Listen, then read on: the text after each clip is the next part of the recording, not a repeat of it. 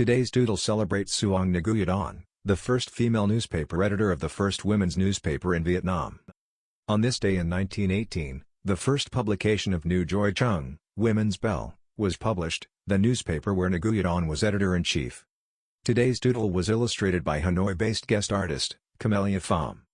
Нгует Anh was born on March 8, 1864 in An Binh Dong village of the Ben Tre province.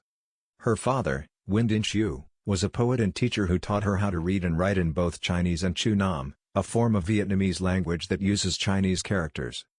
Нгуet Anh started writing her own poetry. In honor of one of her most well-known poems centered around apricot blossoms, the doodle artwork incorporates apricot blossoms in an apricot color palette. The next few decades were a tragic time for Нгует Anh. Her father died when she was 24, and she and her brother took over his school to teach the locals. She then moved to Rach Mieu in My Tho City, married, and gave birth to a daughter. 2 years later, her husband passed. She became the first female editor-in-chief in Vietnam when she started writing for the Nu Gioi Chung newspaper in Saigon under the pen name Suong Нгует Anh, meaning widowed Нгует Anh.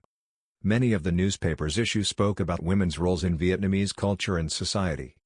Suong Нгуet Anh is remembered for her bright mind and personality, as well as her resilience through adversity.